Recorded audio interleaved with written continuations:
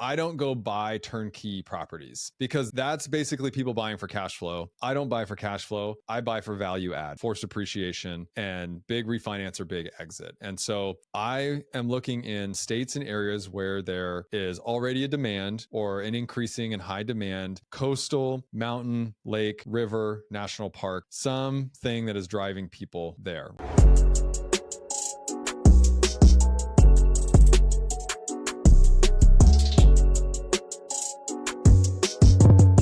What is up, Growth House family? This is your host, Jesse Ray. I'm here with Kassidy Warren. My man, what is up? What is up, Jesse? Good to be here. Good to be here, man. Absolutely. And, you know, our motto for the Growth House is you become who you surround yourself with. And that's so fitting because we got connected through some amazing people that we want to associate ourselves with because they're, you know, just amazing people in general, high character, but also crushing it in business and life.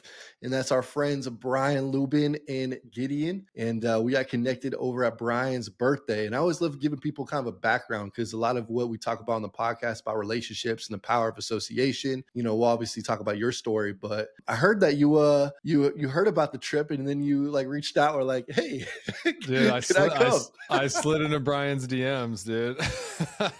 Well, so here's what I do though, because like I just try to create connections. I try to create relationships. You never know what's going to happen. You never know opportunities. I don't ever try to like be overbearing or step over any bounds, but I always try to keep, you know, these threads open. I like what Brian's doing. I like what, you know, meeting you now. I like what you're doing. And so I'm in Seattle and Gideon told me that he was having his birthday up in Whistler, which is just a quick drive for me. And I was like, okay, well, I know Gideon.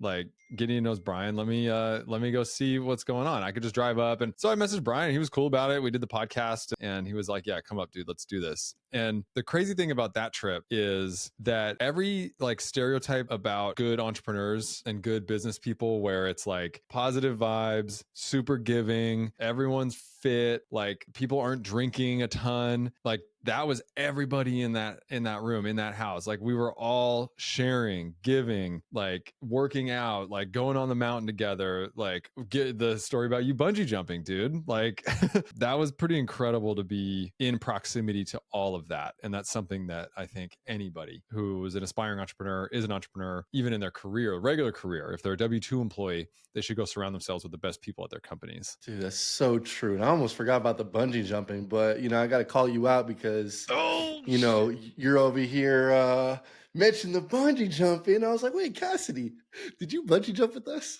No, I was one. It was me and Brian. I think we're the only ones that did. Yeah. Oh, but it's so funny because, you know, you mentioned, you know, some people would look at it like, oh, you invited yourself and like reached out to go on a trip. Well, Kassidy, I don't know if you know my story with Brian, and just shout out for Brian just being an awesome guy, just, you know, finding the right group of people and curating that type of environment because it's very rare. But my Brian story, which I think is kind of hilarious, if you thought yours was like, oh, I invited myself, listen to mine, bro. So I'm following Brian for like a year on the podcast, right? I'm like, this guy is super cool. I could tell that we would vibe. He has like the same story, W-2, high income earner in sales, and then transition with the house hacking and then travel the world, start his own business. I'm like, man, that's like literally my story too when I first started. And so what I did was he posted something on Instagram saying that he's going to be in Colombia. I'm like, oh, that's cool. Like I've always wanted to go to Colombia. So I reached out to him like, hey man, I'm actually going to Colombia too. I wasn't. My coach literally told me like a week before, he's like, Jesse, no more trips. And so I'm like, Brian, I'm going to be in Colombia. He goes, oh, no way, man. Meet me down here. Yeah. I'm like, oh, okay. When? Like, when are you going? He's like, oh, these dates. I'm like, bro, no way. I'm going the same dates. So that's literally, of course you are. Yeah, of course you are. That's literally how I like met Brian in person, connected, hit it off, you know, best friends, traveled all over Europe the next year. And so I think it's really important to share some of these stories because people are like, I don't know how to make friends. I don't know how to find people that are like-minded. Like no one's going to come to you. Yeah. You're going to need to be proactive and intentional about who you surround yourself with and who you're reaching out to. I think that's both of our stories are great examples of that. So honestly, that's how we started the podcast because that's what it's all about. Yeah. I did that when I was in corporate too. I would go talk to the CEO. I would go talk to the executives. I would go create meetings with all the higher ups and figure out how I could fit in best into what they needed. It wasn't sucking it up.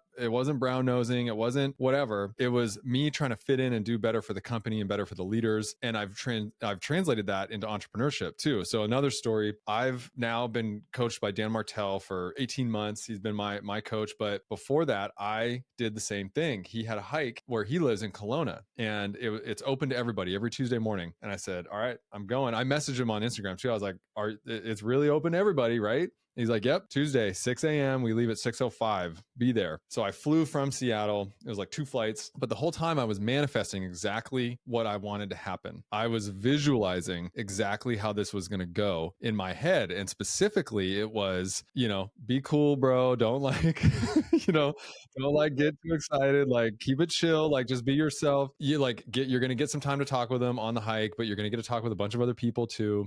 But the specific thing that I really manifested was getting an invite after the hike was done. And so, like clockwork, dude, exactly how I pictured it. I was walking back to my car at the end of the hike, and Dan says, and this is after we had talked for like 45 minutes already on the hike. Dan says, hey, Kassidy. Fucking boom, dude. Exactly how I pictured it. He's like, what do you do? How long are you in town for? And I booked an extra day onto the trip, knowing, like, setting myself up for this. And then he's like, hey, why don't you come around with me? I got a couple things going on. And so I was able to hang out with Dan. First time I ever met him, and I got to go around with him in his city at a couple little events. And then that started our sort of relationship and coaching journey together. But that was literally because I set myself up and I manifested and I created it. And I'm just being myself. I'm not being a weirdo. Like, there are people out there that don't know how to do this, but you should figure out how to like add value to people's lives and create something for yourself. And you'll be invited into these rooms. You just have to go make it happen. Man, so many lessons right there. And I think, what are some of the things that you do personally when you are like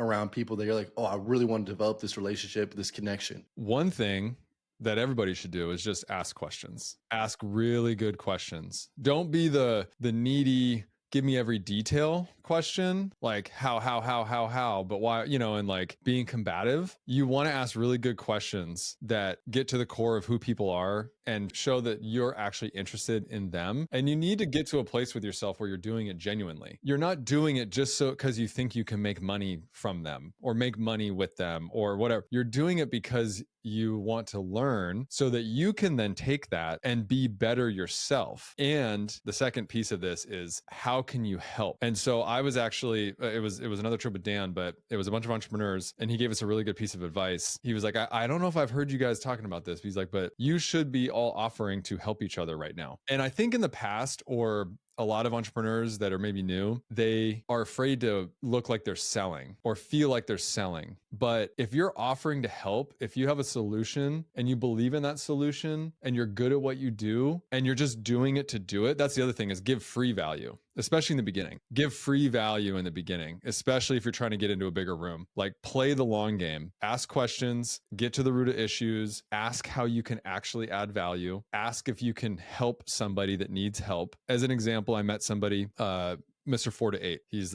Blake Rocha. He's like Mr. Airbnb. I met him at a filming of a podcast, and I heard that he needed help with his hotel. Well, I know hotels. He knows hotels, but he's like, I don't have enough time. I have no time to go do this. And so right away, I'm like, I'm not going to just jump in and say, hey, I want to help you with your hotel, but I'm going to ask him questions. I'm going to get to know him a little bit. And I'm going to casually just be like, look, I know you said you're busy. Let me look at, if you need a second set of eyes, this is what I do. Let me take a look and I'll see if I can help you in any way. And maybe that doesn't hit every time, but you have to be willing to put yourself out there. You got to shoot your shot a little bit, and you got to be confident in what you can do to give free value to people. 100%. You mentioned a couple of things there. You mentioned creating value by, asking the questions. And I think what you did with Mr. 4 to 8, yeah, you asked the questions, but you also kind of already knew. You already did some research, or you already heard like, okay, here's a missing link in something that he needs, help with, or he publicly shared that. Yes. And so I think that's really huge. On top of that, just talk about other ways that you get in the rooms. Like, I've been in rooms, I'm sure you're the same. We've been in rooms where like maybe net worth wise or influence, we're like not even close to where everyone else is. And Yeah. how do we do that? I think we both kind of are thinking the same way, where for me, it's being genuinely curious. I'm just genuine in my curiosity. Like, how do these people get to this level of success? I just want to engage and I'm curious. I think it's number one, kind of like you said, be authentic about it. And number two, you mentioned this, be more interested than interesting. Yeah. What do people want to talk about? Themselves. Yep. It's just how it is. And so if you're someone there, just also another one, energy. You bring Yeah. energy to a room, you're positive, people just want to hang out with you. That's just like a no-brainer. I think everyone needs to remember this when they walk into rooms. I have days where I'm like, dude, I'm tired, I'm exhausted. But if I'm walking into a new room, especially people that don't know me, I don't want them to see that version of me. I want them Yep. to see the Jesse that, you know, people enjoy to be around because I'm energetic, I'm happy, I'm excited to be there. I'm excited to meet new people. And the last one, which you mentioned, another way of providing value for me is being a connect. Dude, that's like a super hack right there. Yep. Sure, maybe you do have the skill set. That's awesome. But for a lot of these people, maybe you don't have the skill set, but you figured out, okay, who has that skill set where they're going to be happy because I connected with them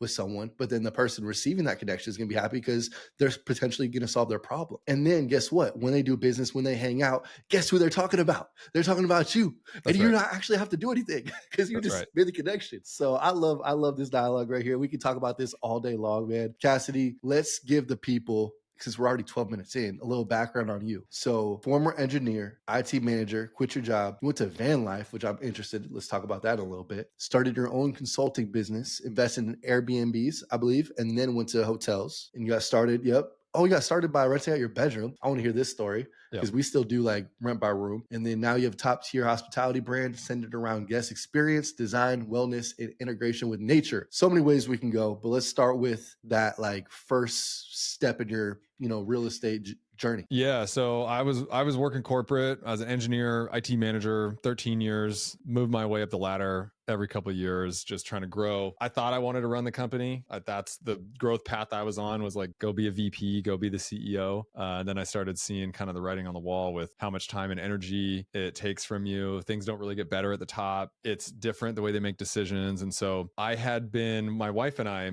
had been renting our spare bedroom out on Airbnb at the time. This is like 2015. This is like OG Airbnb days. And so we had some experience and we were doing that for like $35 a night, dude. It was like, we were just hoping to like try to cover half our mortgage. And luckily it was like 75% of our mortgage we could cover. And so that was cool. But I was coming home from my lunch, flipping the room. I was cleaning and like doing the sheets and You're my doing wife was short-term handling. stays? Oh yeah. This was Gosh, you were hustling.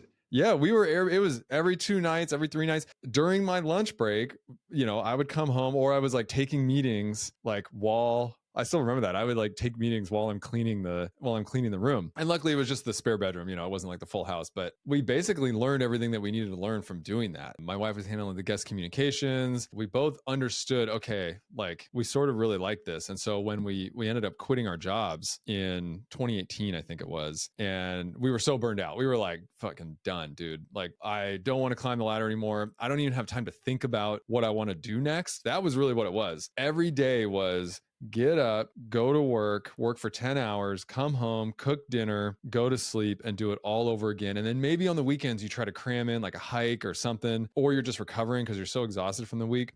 I literally didn't have any time to think about what I wanted to do next. And so the quitting the jobs to go do van life, that was our ability to go just dream and think about like what we want to do next. And so basically on the first day of van life, we looked at each other and was like, all right, what do you want to do with the rest of your life? And my wife was like, well, I want to own Airbnbs all over the country. And I was like, okay, bet, let's do this. And so fast forward 6 months to the end of van life after breaking down multiple times, multiple times and replacing the motor twice. This is all within 6 months. Yeah, it was, we had So it's a lot not of as good cool as times. it looks on Instagram? It was, if we didn't have the mechanical troubles that we did, it would have been a lot better because it was like every 2 or 3 days something was going on. And so we never like got our footing under us, you know? But what ended up happening is we broke down in Tucson, Arizona, and that's where we ended up buying a lot of our Airbnbs, is because we fell in love with Tucson. And it's funny, I know you're in Arizona and a lot of people in Phoenix are like, you know, why Tucson? But The dirty tea, man. the dirty tea.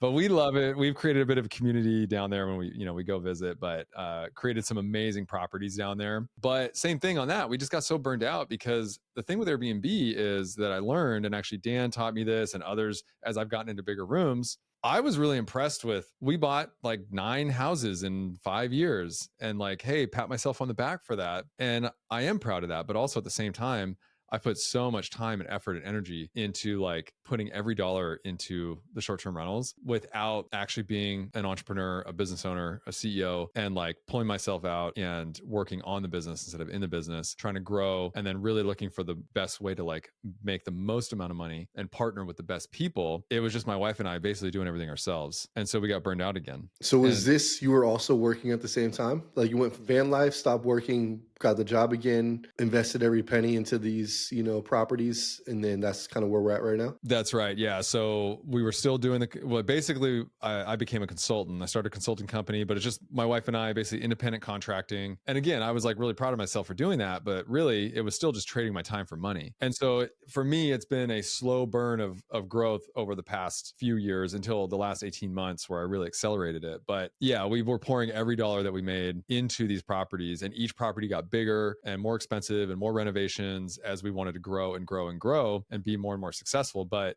it just ended up being more and more work without actually having a business that's scalable versus just us being the property manager and the designer and the, all that. And we did hire a team. We have a team that's doing the guest communications. We have maintenance people. We have housekeepers. We have a team, but for the stuff that's important to scale, we weren't able to figure that piece out fully. And then that's when hotels entered the picture. That's when it was like, oh, I understand how money works. I understand how business works more now. It was after I got some coaching through Dan, and I joined Rich Summers' mastermind, and really worked on myself and like really reflected on what I want the next 5 to 10 years of my life to look like. So That's amazing. So I'm curious because Dan, how I see him, obviously Buy Back Your Time is an amazing book all about what you're kind of looking for. But then I see him more as like a software guy. So you were following Dan while you're doing the Airbnbs, just like, man, I want to figure out how to be actually the CEO of my business. Is that kind of why you were looking at Dan? yeah, basically his book launched, Buy Back Your Time. I didn't know him as Software Dan. Obviously, he talks about it. And I come from the software world too. That's sort of some of the stuff that I worked on. But really, it was Buy Back Your Time. You read the first couple chapters of that book and you're like, oh, yeah, this is my pain that I'm in. I built a business that I grew to hate. That's what happened. That's exactly what he says he's trying to prevent, is entrepreneurs building businesses that they don't grow to hate. And that's exactly what happened to me. And so when I met Dan that day in Canada on the hike, he hadn't even started his coaching program yet. It was shortly after that. And so then I joined his coaching program, $8,000 a year, which was the most I'd ever spent on my own personal, investment to myself, which is laughable because that's nothing for the value that I've gotten out of it. And so if someone's listening right now and they can't believe that I spent $8,000 on coaching, well, you need to go, yeah, $8,000 is nothing, especially with someone like Dan. And then to get into my hotel mastermind, way more than that, the most I'd ever spent. But that's how I bought a hotel in 6 weeks of joining, and how I'm under contract on 2 more in less than a year. Let's talk about that real quick, because Yeah. I think a lot of people, especially in that corporate mindset, they're like, what I'm gonna spend $8,000, and then Rich, I don't know what it is now, probably 35-ish. So what was that mentality that you're like, this is worth it? Why at that time, if you remember, you're like, you know what, I'm gonna do this, I'm gonna take this, risk. And why do you feel like you made that leap? At the first point, I was so stuck. I was in this like purgatory of, I know that I'm not doing things the right way. I know that this is not the path, but I don't know how to go to the next level. And I've heard all these things and I've read all these things, and okay, something needs to give. And so with Dan, it was like, well, he seems to have the answer. And so that was like, I have to do it. There's no other option here. I'm so committed to getting better. That's something about me. I'm so committed to improving. I'm so committed to getting better. I'm so honest about my shortcomings that I'm willing to go do what's necessary. And at the time, and especially now, that's investing in coaching and therapy and masterminds that will actually accelerate. And so with Dan's, I saw what I learned, I felt what I learned, and then I was like, okay, well, Dan's not a real estate guy. I need a real estate thing. I need a hotel thing. And then Rich, he had closed on his 3rd hotel within like 12 months or something. And I was like, all right, I got to go join Rich. And at that time, I had kind of done a 180 on who I was, how I was feeling, the work that I was doing, and was so ready to just dive right in and take all the lessons that I had learned and put them into practice,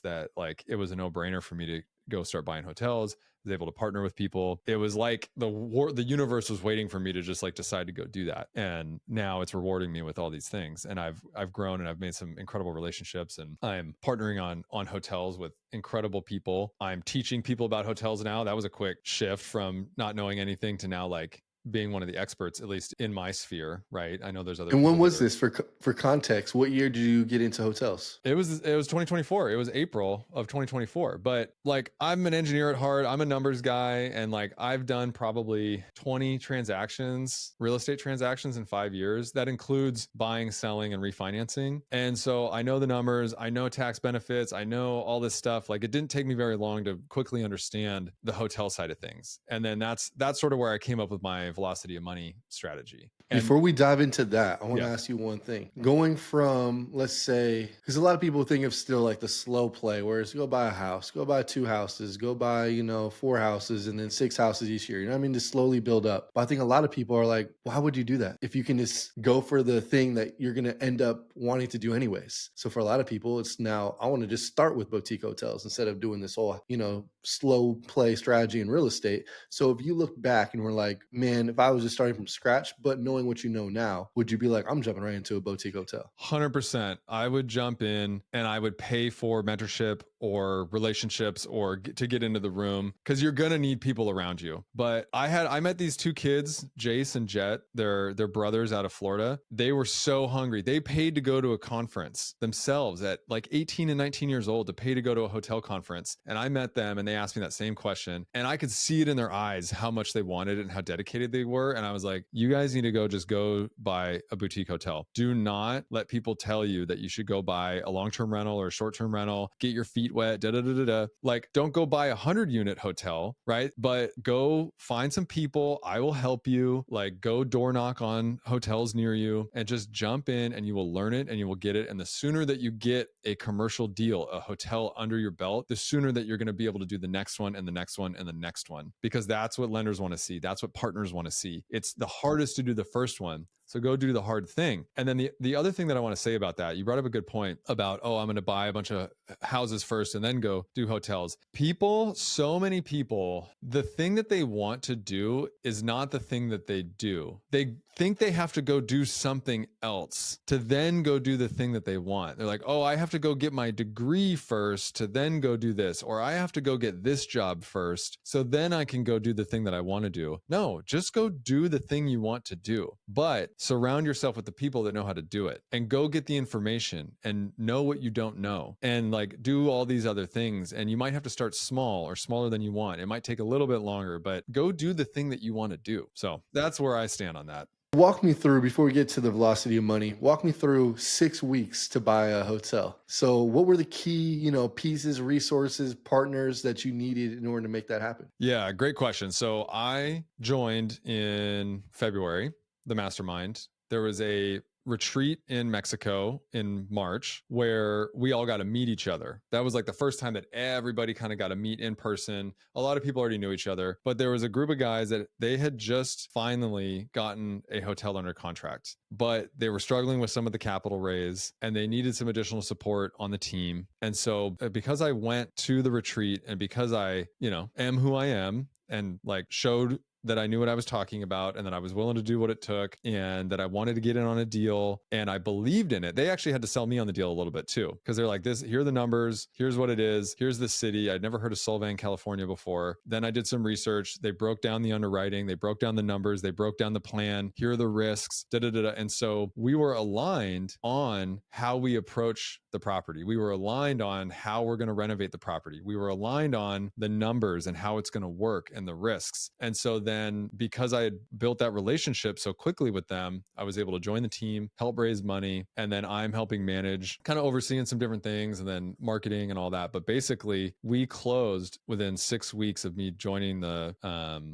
mastermind, and I had to raise money. And that was the first time I'd ever had to raise money before. And so that was a big fear. It was like feet into the fire, right? There's a saying that the thing you desire most is on the other side of the thing that you fear the most. And going into that, I knew I was going to have to raise money. And I realized that that was probably the thing that I was most afraid of at the time because of how I grew up and because of where I came from, of having more of a frugal, scarce mindset around money, trading time for money, not asking for help, not asking for favors. This is where I came from. This is old me. And so thinking about raising money is like asking for a handout. But when you believe in something like this hotel, and when you believe you can actually take someone's money and transform it into more money, when I can confidently look in my friends, my family, my investors' faces and say, this is what I'm going to do with your money. I'm going to transform your money into a lot more money because of this asset and because of the team and because of what we're doing. It makes it so much easier to go face your fears, and then having the right team around you. So the people that were on that project, we all wouldn't have been able to do it without each other. So that like pushing each other and the confidence and the ups and downs and the roller coasters of raising money. I mean, if you've ever done it before, you know, it's like you got something and all of a sudden you don't got anything.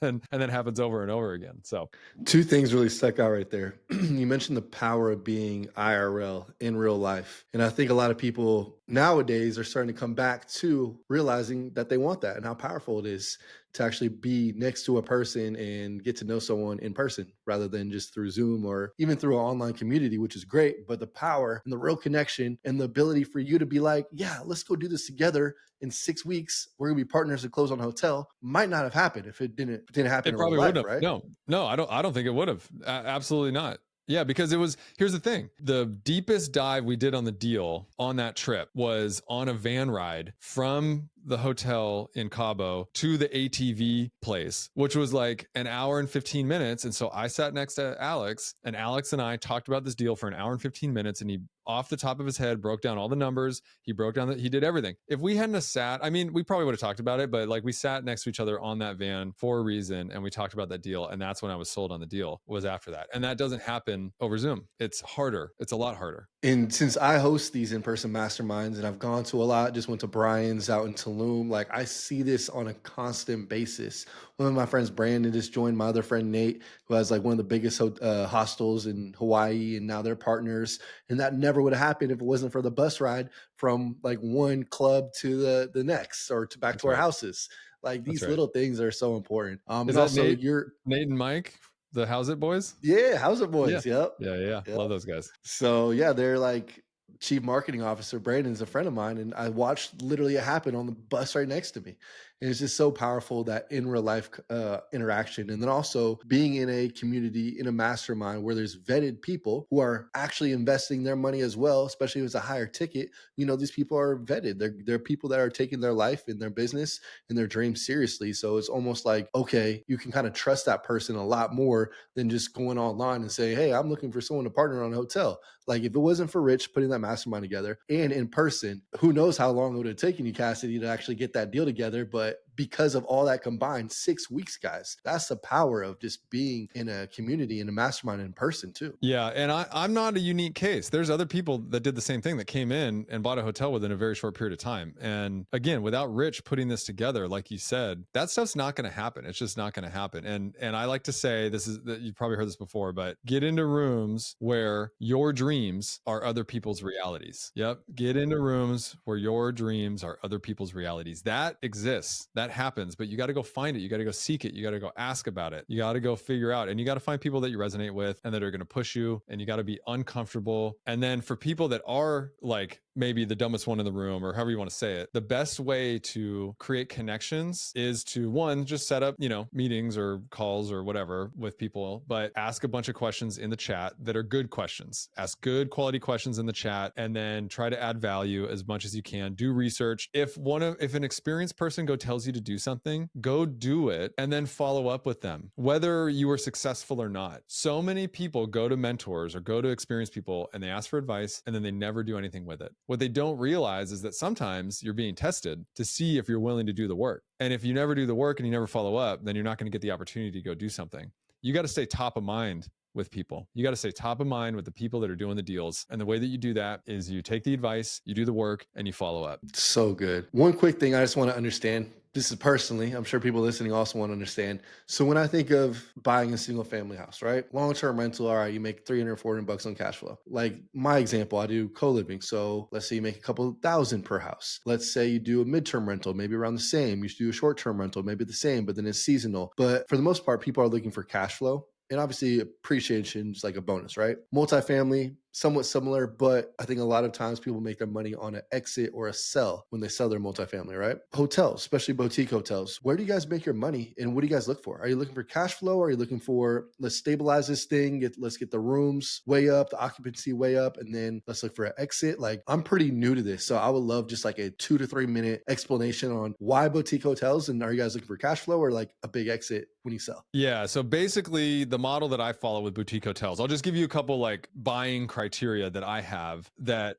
fits the model that I look for. I don't go buy turnkey properties because that's basically people buying for cash flow. I don't buy for cash flow. I buy for value add, forced appreciation, and big refinance or big exit. And so I am looking in states and areas where there is already a demand or an increasing and high demand, coastal, mountain, lake, river, national park, something that is driving people there, right? So Solvang is a feeder city from Santa Barbara and LA, where it's a wine country destination. There's weddings, there's events, there's festivals, there's already demand in Solvang. San Diego, other California cities. So basically, high demand locations. And then existing Airbnb regulations. So the tighter the Airbnb regulations, or if Airbnbs are banned, the better it is for hotels. And so you want to be in a city where there are Airbnb regulations. So I wouldn't necessarily buy a boutique hotel in Scottsdale because there's no regulations in Scottsdale on Airbnbs. And it's like an Airbnb mecca for bachelorette parties and all this stuff. So boutique hotel might not do as well in Scottsdale. And then in terms of the model, basically my velocity of money strategy is how I approach hotels. And so using leverage, right? This is true of any asset, any real estate that you're buying, you want to use leverage. And one of the benefits with boutique hotels right now is I'm looking in the $2 to $12 million price range. And the reason I'm doing that is because it's too big for individual investors, like a mom and pop or single person trying to buy a hotel, but it's too small for institutional investors. So they are not paying attention. And so there's a wedge market, and it's a bunch of baby boomers that bought their properties a long time ago. They're in distress, but they're still in relatively decent condition. They need to be updated indoors, maybe the outdoors. They haven't made any technology updates. Maybe they're not on all the OTAs. But in terms of leverage, like getting financing on the property, a really good option now is with seller financing, because these owners, they don't necessarily need to take all the money. They don't have any debt on the property because they've owned it for so long, or they have very little. And so they'll take a smaller down payment. So you can put 5 or 10% down with the seller, and then they take that, and then we pay them a monthly or quarterly check. So they basically get a full retirement check from selling their property to us. And then we save because we put less down on the property initially. And so having that type of leverage where you're not having to always put down 20, 30, 40% really helps your return profile. So that's a big benefit. And that doesn't happen all the time, but that is that can happen a lot of the time with where we're trying to buy. And then another part of the velocity of money and part of our model is forcing appreciation. So with boutique hotels, you come in, yes, it's renovations, yes, it's design, amenities, it's all of that. But part of it is actually just running the hotel better, increasing your reviews. Maybe you convert a manager's unit to 1 or 2 more rooms. So they used to have managers that lived on site. If you don't need that anymore, you can convert that to a room. And now all that money on that new room is profit, which increases the value of the property. You can do some sort of self check-in or staff light. You can add pets, being able to handle pets at the property. So you're looking at ways to operate the hotel better, increase the marketing, get on all of the OTAs. And that alone can increase your NOI, can increase the profit of the hotel, which increases the value. And then you add on all your improvements, all your amenities, all your renovations, and you try to stabilize that for at least 12 months. And then at that point, you either do the refinance and your big hit, or you can even sell at that point. And so it depends on what you've committed to with your investor team, what price you're going to get, who the buyer is, what you can get for a refinance, what rates are. So at the 3-year mark is when we start to look at what we're going to do. Are we going to refinance or are we going to exit? But in the beginning, when we pitch this to our investors, we typically do either 5, 7, or 10-year holds. But we let them know that if we can exit at a certain price, we will. Because again, with my velocity of money strategy, we need to look at our equity multiple. So if you don't know what this is, basically, if an investor gives money, if they give 100 grand and we can pay them back 250 grand, that's a 2.5 multiple. And so that's what we try to target. We try to beat that, but that's what we try to target. And so let's say at year 4, we get an offer price to sell that gives you a 2. So we would return 200 grand on your 100 grand. But it would take, if we didn't sell and we held it and we waited until 7 years or 8 years or 9 years to get to that 2.5. Think about that. In 4 years, we got to 2, but in 7, 8, 9, 10 years, we got to 2.5. So we're waiting an extra 3, 4, 5, 6 years just to get an extra half of a multiple. So that, to me, that's when I talk about velocity of money, that's part of it, is like, okay, well, yeah, we're not giving you your 2.5, but we got you 2x That makes way in more sense to do it at the 2 and not wait e- another double amount of ex- time for not the double amount that you already get. exactly, because then we can take that and we can do it again. And so if you can double your money every 3 to 4 years, that's what this strategy really is meant to do, is double your money every 2 to 3 years, just on the cash flow and exit. That doesn't even count the tax benefits, right? So just on your cash flow distribution and your exit, if we can double your money every 3 years, that's where I like to be. That's where I like to be. And then, I mean, you've only been in this game. Obviously, you've been in real estate for 4, 5, 6 years prior. But in the hotel space, how many projects have you done or are currently working on right now? So we have closed on Solvang April 2nd, and I'm under contract on 2 others. One is up in Washington, and there's another one down in California. And each one is a little bit bigger and a little bit different than the last. And so the strategy on the one up here in Washington, same thing, renovate. But what I started finding when I was doing the underwriting on this stuff is I was able to take kind of all my old knowledge from short-term rentals and other real estate transactions, and my engineering background and my my ability to look at numbers. And so I started figuring out, yeah, my nerdy background, we can call it that. That's fine. I started figuring out, like, okay, here's how the numbers really work. Here are the levers that are really important on a per project basis, like looking at a project and being like, okay, here's where we pull the levers to maximize the output. And that velocity of money, that 2.5x, 3x, or doing it sooner, that's where that's starting to come from. And looking at the IRR and the ROE. But this is what I like to do. I like to continue to grow and scale as I can. The 2 projects that I'm under contract on, those I'm going to be more heavily involved in on design, renovations, managing, than I am necessarily on the Solvang deal. I want to ask you this: 2 things that you look for in a partnership, like real quick. What are the 2 things that you're like, okay, these are maybe one red flag too, one red flag, and then 2 green flags on, yeah, I want to actually work with this person long term on a deal. I think one big red flag is that they're not willing to do the work. How do you know? The, Because obviously you won't really know before going into it, would you? well, you try to have interactions. And so basically when you're looking for deals, there's going to be different people that come in and out. What's going on? Someone might find a deal.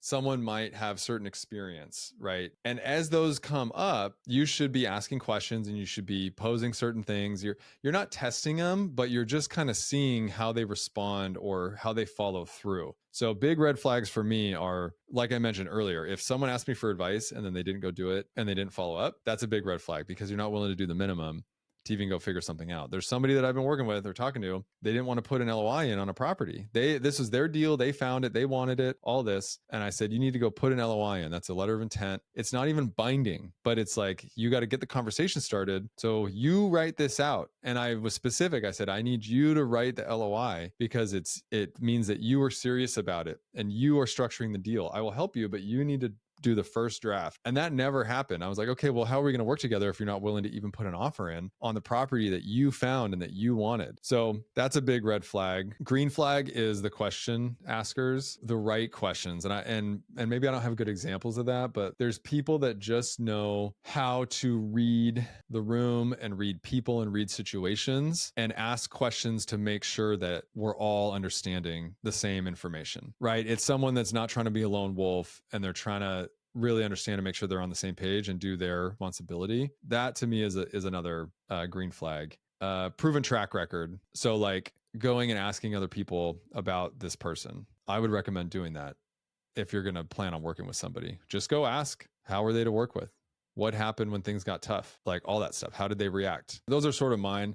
I'm sure there's a lot others, but I trust my gut a lot of times. I mean, really, I trust my gut and it's usually right. So I'm getting better at not entering into deals and things that I can already tell are not going to go the right way. So Honestly, that's probably one of the best advice right there. It's like, it seems off, it's probably off, and it's not worth it. yeah, I think the other thing I think is like willing to have tough conversations. Like, so if something comes up, or you could just have a conversation with somebody and ask them difficult questions, not combative, not, but like, how do they respond to difficult situations when shit hits the fan? So, because it's going to, and so just seeing how they respond and whether it works with who you are and how you work. So, 100%. Cassie, I could talk to you for another hour and a half. That was like the fastest 45 minutes, man. damn, dude. But as we wrap this up, bro, Growth House, as you know, we're very much a go-giver community, all about collaboration. We want to provide value. Obviously, you just spent an hour with us, providing us amazing value. So there's going to be people that want to reach out to you. But when they do, no one from our community is going to say, Cassidy, hey, man, can I pick your brain? We want to provide some kind of value to you first. So it could be something as simple as, hey, I think you're just starting a podcast. So maybe go like and subscribe to the podcast or write a review. Or you have a YouTube channel, something as small as that. Or it could be something like, hey, I'm looking for these type of investors. If you know someone, or if you're someone who might be looking to invest yourself, reach out to me. So what's something of value that we can provide to you when we reach out to you? Yeah. So I'm on Instagram. I'm at Kassidy.Warren. That's Cassidy with a K. And if I answer all my DMs. So if you reach out and you DM, I am looking for investors. I am looking for people that want to invest in hotels. I want people that need to get rid of their money, basically, or want to be part of cool projects. But the other thing that I want from people besides that is that if you're going to reach out and you want something, I want to know the last book that you read, and I want to know what thing that you learned and actually implemented from it in your life, right? So buy back your time. There's a handful of books that I've read that if you follow me, you know, but tell me the last Go book ahead, that go you ahead. read. Drop like 3 or 4 of your favorites over the last Okay. maybe year or Yeah, two. yeah, yeah. So 10x is easier than 2x. Dan Sullivan. Yes. Yep. Turning Pro by I'm literally Stephen reading that right Pressfield. now. Yeah, dude, that one's a hitter, man.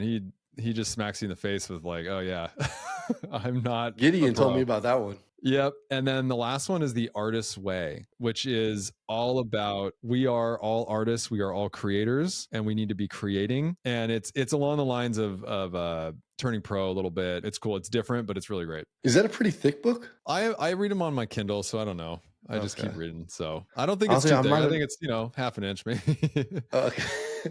Okay, I gotta check that one out. I've heard of that one. Yeah. Cassidy, man, that was fun. You dropped your handle. I'm gonna also put it obviously in the show description. So with that being said, Jesse, Ray, Growth House family, appreciate you guys. Kassidy Warren, we'll talk to you soon. All right. Appreciate it, Jesse. Thank you.